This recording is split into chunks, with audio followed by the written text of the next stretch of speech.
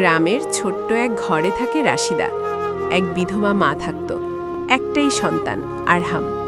স্বামী মারা গেছে বছর 3 হলো। বাড়িতে আয় রোজগার নেই, তবুও রাশিদা কখনো হতাশ হয় না। সে শুধু বলে, আল্লাহ আছেন, তিনিই দেখবেন। এক রাতে আরহাম ক্ষুধায় কাঁদছিল। বাড়িতে চাল নেই, ডাল নেই। রাশিদা হতাশ হয়ে ছেলের মাথায় হাত বুলিয়ে বলল, বাবা, একটু ধৈর্য ধরো, আল্লাহ কখনো কাউকে ক্ষুধার্ত রাখেন না।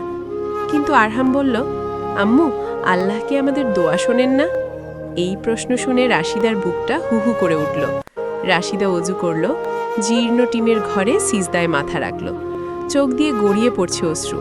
হে আল্লাহ, আমি তো কখনো কারো হক মারাইনি। আমার সন্তানটা ক্ষুধায় কাঁদছে, তুমি কি আমাদের ভুলে গেলে? সে কাঁদতে কাঁদতেই সিজদা লম্বা করে ফেলল। মধ্যরাতে কে যেন দরজায় টোকা দিল। রাশিদা ভয় পেয়ে দরজা খুলল। দেখল পাশের গ্রামের এক ভাই দাঁড়িয়ে আছেন, হাতে বড় খাবারের ব্যাগ নিয়ে। সে বলল, আপা, আজ বাজার থেকে ফিরছিলাম, হঠাৎ মনে হলো আপনার বাড়িতে কিছু লাগতে পারে। মনটা শান্তি পেল না, তাই এটা নিয়ে এলাম। রাশিদা আকাশের দিকে তাকালো, চোখ ভিজে গেল। সিজদার দোয়া যে এমন দ্রুত কবুল হবে তা সে কল্পনাও করেনি। আরহাম পেট ভরে খাবার খেয়ে বলল, আম্মু, আল্লাহ কি রাতেই খাবার পাঠিয়ে দিল?